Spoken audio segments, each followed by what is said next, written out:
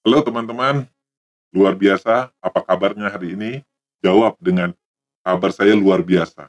Kabar saya hebat. Ya, terus jawab begitu. Ketika Anda ingin memiliki mental yang luar biasa.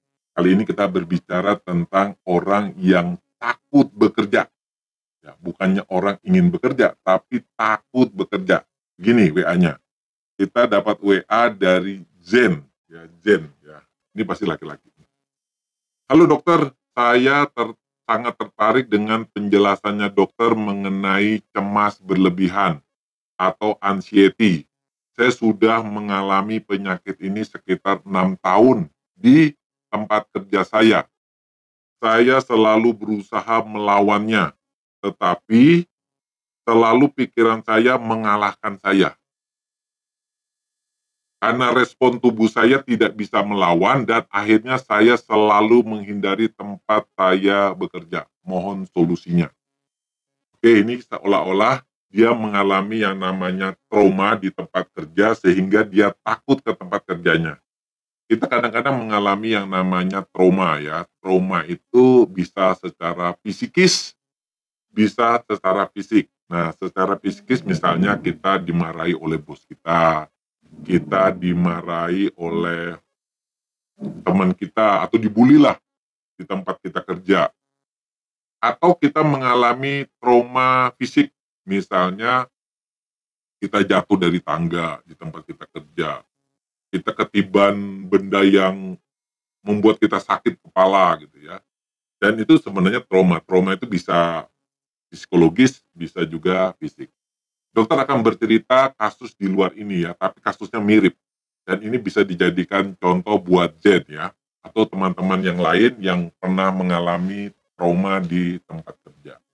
Jadi dokter mendapatkan seorang wanita ya, menemui wanita ya karena di tempat praktek, dia itu mengalami sakit kepala, sakitnya hebat banget, tetapi sakit kepala ini dirasakan hanya ketika dia ada di tempat kerja.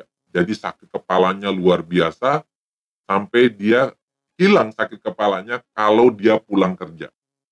Bayangkan ya, dari kalau kerja misalnya jam 7 pagi, selama dia ada di kantor, baru sakit kepalanya hilang ketika jam 3 atau jam 4 pulang dari kantor. Dan ini terjadi katanya sudah 1 tahun terakhir. Dia mencari solusi untuk resign dari pekerjaannya, dia pegawai bank. Karena kalau dia bekerja terus di bank tersebut, maka sakit kepalanya tidak bisa hilang. Dia harus minum obat terus sepanjang dia di kantor. Dan dia takut efek obat itu.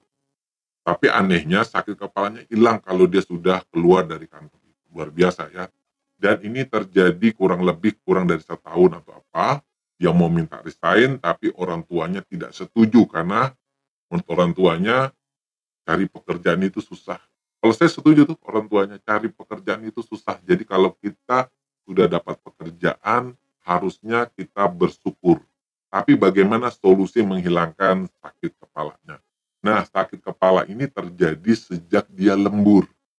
Jadi, eh, waktu dia lembur mungkin akhir tutup buku ya, dia lembur 3 hari, mungkin tidurnya cuma sedikit, belakang dia mengetik di belakang meja, main komputer di belakang meja, sampai kepalanya itu terasa sakit. Dan anehnya sejak dia lembur itu, sakit kepalanya selalu muncul ketika dia ada di kantor. Kalau dia ada di tempat lain, anggap mall, rumah, jalan, itu hilang. Berarti triggernya itu adalah kantor. Jadi setiap dia ke kantor, maka dia tertrigger. Perasaan cemasnya muncul, sakit kepalanya muncul.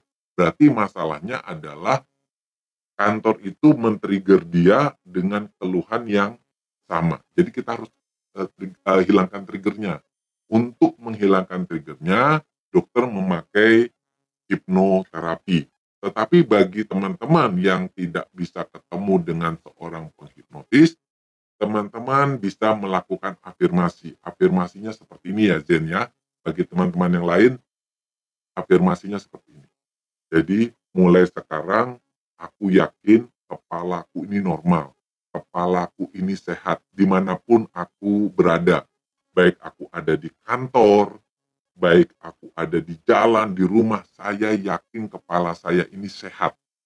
Nah ini afirmasi ini diulang-ulang ya rekan-rekan ya.